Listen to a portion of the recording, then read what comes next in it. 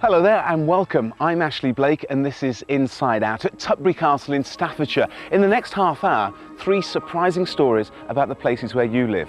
Our top story tonight.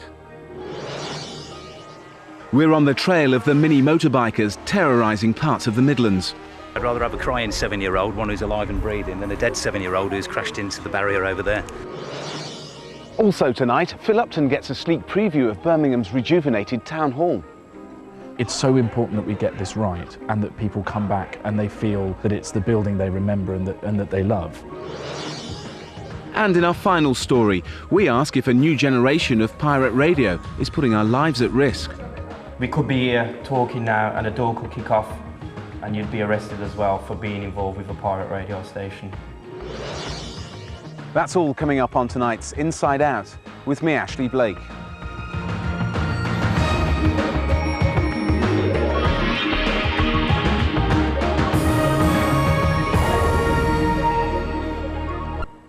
Now, pirate radio gets a bad press.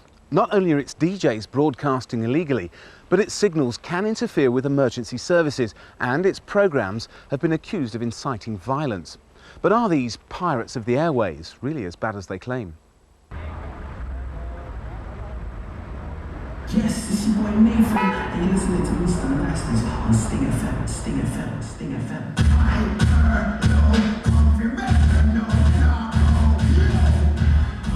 I listen to about 40 or 50 hours of radio every week. Some of it I get pleasure out of, and some of it I'm quite pleased to be able to switch off. Right out of Birmingham right now, I'm giving it to you. Most of us turn the radio off when we don't like the music. Mike Bothmer has no choice but to keep on listening.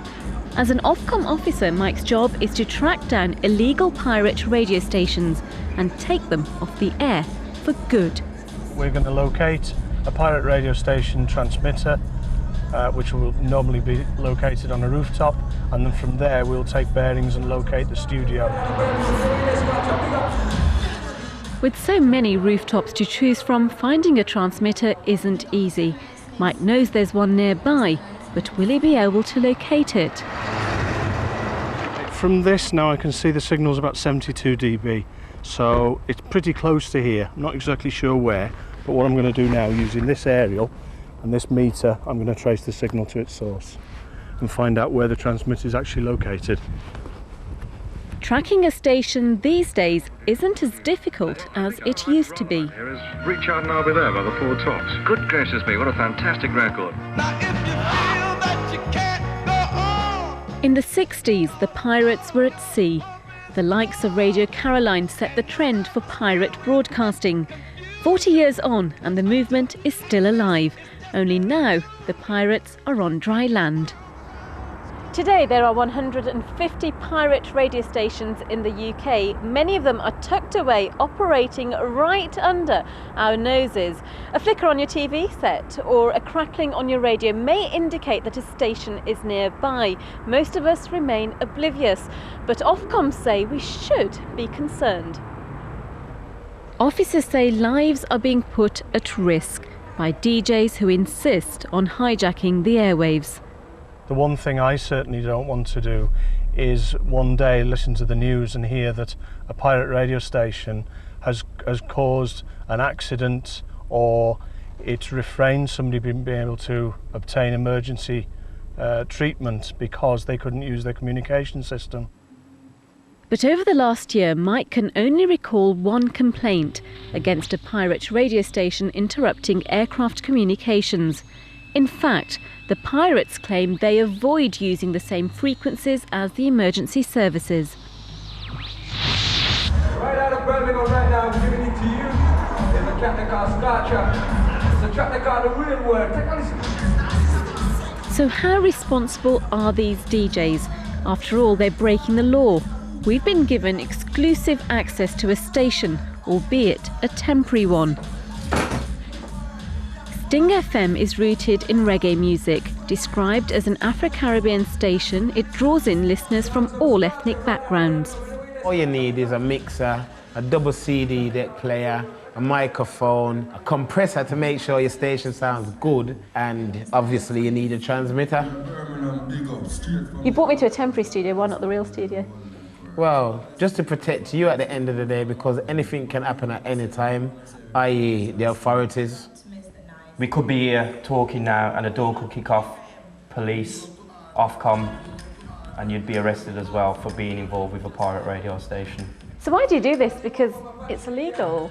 Well, we'll start off by saying if it wasn't needed, we wouldn't be here. Now, we do a lot more for the more local community than, you know, the big radio stations, the legal radio stations. We're more in touch with what's actually happening on the streets because we are on the streets and we see what is going on. So by targeting these stations, is Mike taking away a service that the pirates provide for communities who can't find what they want to listen to on legitimate stations? They're not doing a community service at all. They're there for profit. That's what they want to use pirate radio for. 30% of listeners across the UK complained of interference from pirate radio last year. What these radio stations do is they charge the DJs up to £20 an hour for going on air. They charge £100 a week for adverts, £200 just for making the adverts. They're there for profit, basically.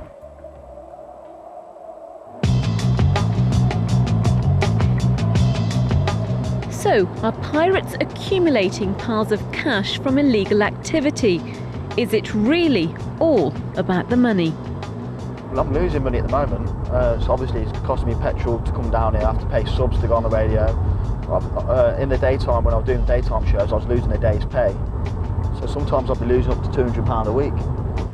Last year, Mario's pirate station, Renegade FM, was taken off the air by Ofcom. Now he travels from Coventry to London to DJ on another dance music station. Yeah, it is illegal, but it's a nice illegal, really, because we're still providing a community. Getting onto a pirate station isn't easy, but for many aspiring DJs, it can be a useful training ground. I'm getting myself known as a DJ down there because obviously London's a big place and you're getting yourself more recognised. Nothing comes close to being in the studio while you're DJing in the studio when you're interacting with your listeners. Me say me gon' go make a movie man over India. Play now when me catch a Indian airliner. It's not just DJs who use pirate stations to make a name. You know the Prime Minister who a rush your baggage now one for your father. Birmingham's Apache Indian has had 8 top 40 hits. His first song was played on pirate radio. They played a record that perhaps many stations wouldn't play. I didn't have all the clearances, all the legal clearances that, you know, the commercial stations needed. And it was from there that broke the record, broke the artist, that the other stations started listening to that, which for me led to a record deal. But the airwaves are not free from problems. The Lascelles riots, October 2005, some say encouraged by pirate radio stations Hot FM and Sting FM. DJs were accused of perpetuating rumours that a black girl was sexually assaulted by a group of Asian men. An allegation fiercely denied by Sting DJs. It was nobody from Sting FM that actually said anything at all. That's true. It was another radio station, yet Sting FM's name got called because we all get tarnished with the same brush. Who these?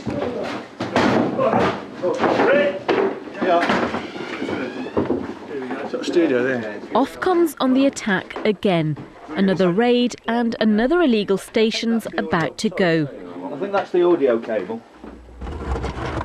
This time last year there were 25 pirate radio stations in the Midlands. Now there are just 5. It's not Sting FM this time, and there's no one to arrest inside this station. Instead, the equipment is confiscated. There's mixer deck and CD player. These are obviously being used. Again, evidence that the station's been operating from here illegally. If they're taken to court, the managers of this station face unlimited fines and up to 2 years in prison. The raid has definitely been successful. We've managed to take the studio, we've managed to ascertain who it is that's renting the accommodation. We've cleaned the airwaves and stopped the broadcasts. So now people that want to legitimately listen to radio can listen to the stations they want to without being disrupted by this pirate radio station. This station has been successfully shut down, although it'll only be a matter of time before another one is set up. For now at least, it appears Mike and his team are winning the wireless war.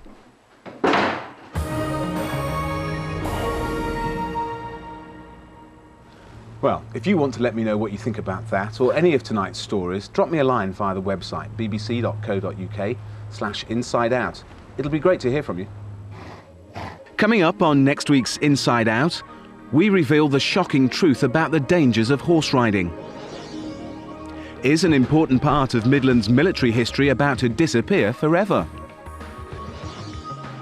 Former East Ender Nick Bailey goes in search of a black role model. And that's it for tonight, but don't forget to join us at the same time next Wednesday. I'll see you then.